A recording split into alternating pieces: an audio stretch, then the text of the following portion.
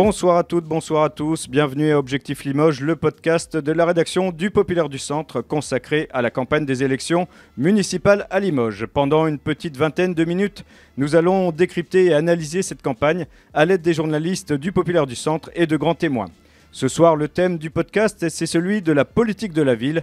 Mais avant cela, on commence tout de suite ce podcast avec l'actualité de la campagne des municipales à Limoges. Pour en parler, j'ai avec moi deux journalistes du Populaire du Centre, Franck Lagier et Sébastien Dubois. Messieurs, bonsoir. Bonsoir. Bonsoir. Alors, jusqu'à présent, on a parlé de la République En Marche, de la gauche, et on va s'intéresser aujourd'hui à l'extrême droite. On a deux infos qui sont tombées ce week-end. La première, c'est que le RN n'a pas bouclé sa liste, et qu'en revanche, celle de Vincent Gérard, ancien du Front National, eh bien cette liste, elle est complète, Sébastien. Oui, alors on peut s'en étonner, mais finalement ça l'est pas tellement. Vincent Gérard, il a son réseau aujourd'hui. Il est implanté à Limoges depuis 2011. Il a travaillé au sein de la municipalité comme élu depuis 6 ans. Il s'est constitué un véritable réseau de militants, mais aussi d'associatifs, qui aujourd'hui lui permettent de consolider cette liste sans difficulté. Franck, on voit qu'une bonne implantation locale, c'est très important, et surtout dans une élection comme les municipales. Oui, comme le dit Sébastien, il a quand même un très bon carnet d'adresses, il a réussi à se faire connaître au fil des années. Ce qui est intéressant en la matière, c'est comme souvent avec l'extrême droite, terme qu'il réfute d'ailleurs, les analyses prédictives étaient plutôt mauvaises. Tout le monde, ou à peu près sur Limoges, pariait que Vincent Gérard ne serait pas en capacité de recruter le nombre de colistiers suffisant. Et finalement, c'est le parti officiel, le RN, qui a du mal sur Limoges.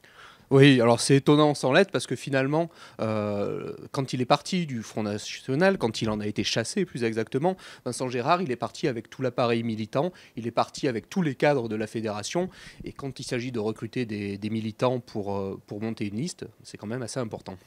Alors, ce qu'on voit aussi, c'est que le RN, manifestement, a du mal à constituer des listes. Et ce n'est pas uniquement pour Limoges, c'est aussi le cas de tout le Limousin, Sébastien. Oui, on l'a vu aussi à Tulle, où là, ils ont définitivement renoncé à constituer cette liste. Ce qui se pose comme question, évidemment, c'est de savoir s'ils ne vont pas profiter de l'absence de liste à Tulle pour nourrir celle de Limoges avec le principe des boîtes aux lettres ou ce genre de choses. C'est la question qui se pose. Pour l'instant, on n'a pas la réponse, mais c'est le bruit qui court dans le landerneau politique. Ce qu'on voit en revanche, c'est qu'au niveau de Saint-Martin-de-Jussac, la liste du Rassemblement national sera déposée. C'est quand même étonnant, on parle d'un village de 500 habitants, et on retrouve un peu le RN des Champs et le RN des Villes en Haute-Vienne, ce qui est tout sauf un hasard, vu que le Rassemblement national est un parti qui fait des très bons scores en Haute-Vienne, notamment dans nos campagnes. Alors maintenant, si le RN ne parvient finalement pas à boucler une liste à Limoges, à qui cela peut-il profiter, Sébastien ? Alors, le report des voix du Rassemblement national vers l'Alliance pour Limoges, moi je ne pense pas qu'il sera automatique.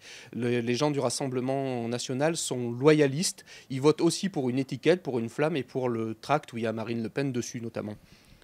Franck ? Oui, je pense comme Sébastien, je ne suis pas sûr que ça profite autant que cela à Vincent Gérard. On le sait, les électeurs du Rassemblement national sont très sensibles au thème de la sécurité. Et en la matière, même si la police municipale est parfois critiquée, on l'a vu dans notre dernier podcast, elle est très présente en ville, très visible. Lamberty, c'est quand même 128 caméras de vidéosurveillance, 73 policiers au lieu d'une poignée par le passé. Sur le sujet de la sécurité, donc, qui est cher au RN, il a quand même tenu ses promesses. Cela pourrait les séduire, à mon avis. Après, il faut voir le potentiel que peut avoir le Rassemblement national à Limoges. On parle de quel score ? 17% aux européennes, 14% seulement aux présidentielles, où ils avaient été battus par la France insoumise. On connaît aujourd'hui les difficultés du parti de Jean-Luc Mélenchon. Mais ce qu'on peut se dire aussi, c'est que peut-être ce vote d'extrême droite séduira un électorat qui pourrait aller vers l'extrême gauche si la campagne de ce parti-là est réussie. Ce qu'on attend de voir. Ce qu'on attend de voir. Merci messieurs, merci Franck, merci Sébastien. On en termine là avec cette première partie de notre podcast et on poursuit avec un édito. Cette semaine, c'est Marilyn Rougerie qu'on écoute et qui nous parle politique de la ville. Arrêtons l'angélisme et le politiquement correct. Limoges, c'est 9 quartiers prioritaires, dont 3 quartiers classés zone urbaine sensible, 2 territoires de veille et un nombre de logements sociaux supérieur à la norme. Limoges a rêvé de mixité, mais en fait, elle a vu les habitants de son cœur partir s'installer dans les communes périphériques. Elle s'est paupérisée. Famille monoparentale, jeunes en difficulté scolaire et sans perspective d'emploi. Mais à Limoges, on ne parle pas de jeunes de banlieue. Les banlieues, c'est bon pour Paris. On parle plutôt de ces gamins des cités jadis ouvrières, cosmopolites, auxquelles leurs habitants sont pour la plupart très attachés. Alors que faire ? Le contrat de ville qui s'achève cette année, après 5 ans d'exercice, a tracé des lignes, élaboré des plans d'action. 80 structures ont bénéficié de subsides pour sa mise en œuvre. Alors oui, en matière associative, point de doute là-dessus, on inculque bien l'amour du drapeau et celui du maillot. Éducation et sport en fer de lance, mais est-ce suffisant ? En matière d'urbanisme, on fait tomber des tours comme autant de barrières, on plante des jardins partagés pour créer du lien social, mais après, c'est quoi l'intégration ? Une intégration républicaine, certes, l'adhésion à un socle de valeurs, certes, mais surtout, c'est un boulot à la clé. Une injonction peut-être un peu trop absente du contrat. Et on poursuit ce podcast et pour cela nous allons débattre sur le thème de la politique de la ville et des quartiers avec nos deux invités. Avec nous Sandra Royer, directrice de l'association Vital, et son président, le président de cette même association Vital, Aovi Dugénie. Madame, monsieur, bonjour. Bonjour. Pour vous interroger et vous poser les questions, c'est Julien Biguet, le journaliste du Populaire du Centre. Julien, la première question tout de suite. Oui, on a choisi ce thème politique de la ville-quartier parce que ça nous semblait un thème de campagne important. Il y a beaucoup de population dans les quartiers prioritaires ou non à Limoges. Vous, en tant qu'association de terrain, quelles difficultés vous observez dans la vie quotidienne de ces populations ? Quels constats vous faites de la vie dans votre quartier et puis un peu plus largement les difficultés, alors c'est toujours un peu pour moi un peu problématique de présenter ça en termes de difficultés. Je crois que les difficultés dans les quartiers populaires sont les mêmes que l'ensemble de la société. Voilà. Donc les problèmes d'emploi, les problèmes d'individualisation des parcours, enfin de précarité. On retrouve aussi toutes ces problématiques. Après, dans les quartiers populaires comme le Viginal, nous, en tant qu'association de terrain, ce qu'on peut relever, c'est notamment les questions de l'état, de l'habitat et tout ça, ces questions-là qui reviennent souvent. Mais moi, je voudrais insister que ce sont aussi des quartiers où on trouve énormément de solidarité. Et en termes de particularité des quartiers populaires, je trouve intéressant, justement, toutes les formes de solidarité qu'on peut y trouver, toutes les formes en fait de coopération entre les personnes et d'interaction entre des personnes d'origine ou de lieux différents. Alors après, nous, c'est vrai qu'on développe des actions au sein de notre association pour accompagner les gens au quotidien. Alors on peut peut-être développer ces questions-là. Oui. Qu'est-ce qu'on peut y développer ? Oui, Sandra Royer, voilà, dites-nous un petit peu du coup quelles pistes, quels thèmes principaux d'action vous développez dans l'association ? Alors on a différents pôles en fait d'activités, donc notamment en fait sur les loisirs, des temps d'accueil en fait pour les enfants de 3 à 14 ans. Donc mercredi, vacances scolaires, l'organisation de séjours pendant l'été. On a aussi des ateliers d'accompagnement à la scolarité pour suivre en fait voilà, tous nos jeunes du quartier dans leur parcours scolaire, de la primaire jusqu'au lycée. On a aussi des actions autour de l'insertion socio-professionnelle. Donc là, on accompagne les personnes dans leur parcours professionnel sur de la recherche d'emploi, de stages, de formation. Mais aussi, on a créé des ateliers qui permettent de lever des freins à cette insertion professionnelle, notamment des ateliers français langue étrangère, mobilité, informatique. C'est des thèmes en fait, où il est nécessaire en fait, de travailler avec les habitants du quartier. Des animations de quartier. Le but, c'est aussi de pouvoir créer des événementiels sur le Viginal avec les différentes associations pour œuvrer en fait, plus largement en fait, avec la population. C'est bien de construire en fait, ces animations, autant de la réflexion jusque sur la mise en œuvre.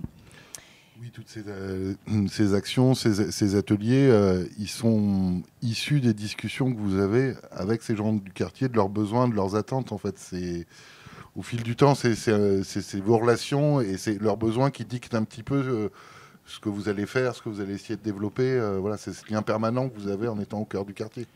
Ça, c'est l'histoire même de l'association Vital et de beaucoup d'associations dans les quartiers populaires. C'est des associations d'éducation populaire. Et donc, on existe parce que les gens, à un moment donné, ont eu envie de se mobiliser, de s'engager, de développer des actions. Et ces structures sont nées autour de ces actions. Donc voilà, nous, on est tout le temps en contact avec la population, à l'écoute de la population, en essayant d'organiser nos actions au plus près des besoins et des envies qui émanent de la population. Moi, je prendrais juste... Voilà, dans l'histoire de l'association, le départ de l'association, c'est une envie d'avoir des animations de quartier. Et à partir de ces animations de quartier, il y a 30 ans, plus de 30 ans maintenant, des moments conviviaux se sont créés, des besoins ont émergé en termes d'accueil de loisirs, voilà, en termes de différentes animations. Et je voulais dire aussi que même si on est dans les quartiers populaires, il faut bien se rendre compte que une association comme Vital rayonne au-delà du quartier populaire. Et en fait, on a des gens qui viennent pas forcément directement du quartier. Moi, je tiens à défendre cette idée que les quartiers populaires sont aussi quelque part au cœur de la ville, parce que en fait les gens circulent, même si les gens aiment leur quartier et aiment les solidarités qu'il y a dans leur quartier et l'ambiance qu'il y a dans le quartier, donc ils aiment y rester, mais les gens circulent aussi, et c'est important, je trouve, de rappeler ça. Entre les ensembles de logements sociaux et l'autre urbanisme à côté, les petites maisons, vous, ce que vous constatez quand vous menez des actions dans le quartier ou des événements, c'est que ces gens-là, ces habitants-là se croisent et qu'il n'y a pas cette frontière qu'on peut imaginer à l'entrée de la zone dite prioritaire, quoi. En tout cas, notre travail au quotidien, c'est effectivement qu'il n'y ait pas cette frontière-là. Et je pense qu'on le réussit plutôt bien, parce que dans nos activités, ce qu'on prône, c'est la mixité sociale. Et en même temps, c'est quelque chose qui fonctionne plutôt bien. Il suffit de se déplacer en fait, sur nos différentes actions pour se rendre compte de cette mixité sociale et puis aussi intergénérationnelle sur certaines activités. Vous êtes donc une association qui a une mission sociale, vous pilotez un centre social. Donc, contrairement à un service d'une ville ou d'une agglo, vous devez aussi compter sur beaucoup de bénévoles. Cette vie associative de l'association, comment est-ce qu'on va chercher les gens dans le quartier, comment est-ce qu'ils s'impliquent, est-ce que tout ça s'est fait naturellement, c'est la particularité d'être une association. Alors oui, bien sûr qu'il y a une volonté naturelle des gens de participer. C'est vrai que nous, on a des événements, des animations de quartier qui nous donnent une visibilité. Donc les gens viennent nous voir, demandent ce qu'ils pourraient faire avec nous. Et puis à travers toutes nos actions, les personnes présentent à chaque fois toutes les actions de l'association, même si les gens rentrent par l'insertion professionnelle ou par l'accueil de loisirs, ce qui permet des fois des parcours bénévoles au sein de l'association. Et puis nous, on travaille aussi à offrir des qualités d'intervention des bénévoles importantes. On travaille avec eux, on discute avec eux sur ce que nous, on peut attendre d'un bénévole et ce qu'eux peuvent retirer du bénévolat. Et c'est aussi un travail avec les activités du conseil d'administration, où on essaye justement de travailler sur l'engagement des personnes au sein de l'association. Un mot sur le financement de toutes ces actions. Donc, il y a des programmes comme la politique de la ville. Alors, il y a forcément sans doute besoin de plus de moyens. Est-ce qu'aujourd'hui, l'heure n'est pas à travailler de plus en plus en partenariat, et est-ce que vous, qui travaillez naturellement avec beaucoup d'assos, c'est pas le modèle d'avenir, vu que les finances sont réduites, d'avoir plus de projets multi-assos, multi-secteurs, voilà. Nous, on aime travailler en partenariat avec d'autres associations, on apprécie ça. Après, en termes de financement, la problématique qui se pose à l'heure actuelle, c'est que comme on va chercher des financements, c'est souvent très chronophage pour nos équipes de salariés, c'est souvent beaucoup de dossiers à remplir, beaucoup de répétitions en fait, de dossiers, et ça c'est très chronophage, ça nous freine dans nos actions de terrain. Donc c'est pour ça qu'on relance aussi les partenaires financeurs sur ces questions-là, parce que il faut qu'on soit en capacité de ne pas simplement se confronter aux problèmes administratifs, mais qu'on puisse vraiment développer les actions dont on a besoin et dont ces quartiers ont besoin. Voilà, c'est surtout ces questions-là. Et puis sur le volet financement, en fait, notre questionnement aussi, c'est beaucoup en fait travailler sur la pérennisation en fait des emplois. Et ça, c'est quelque chose en fait, qui nous anime en fait au quotidien. C'est important. À un moment donné, on peut pas offrir de l'emploi précaire en fait à nos salariés. Donc c'est des choses en fait qu'on travaille quotidiennement, mais qui nous questionnent et où souvent en fait on questionne aussi beaucoup en fait nos partenaires financiers en fait sur ce point-là. Merci pour vos avis. Merci à vous. On ne doute pas que la population vous remercie pour l'action sur ce quartier et longue vie au travail social fait avec les habitants pour les habitants. Merci beaucoup. Merci beaucoup. Madame, monsieur, merci. Julien, merci. Ce podcast est maintenant terminé. Vous pouvez le retrouver sur notre site internet et notre page Facebook. N'hésitez pas à commenter et partager. Et rendez-vous dans une semaine pour un 4e numéro d'Objectif Limoges. Salut.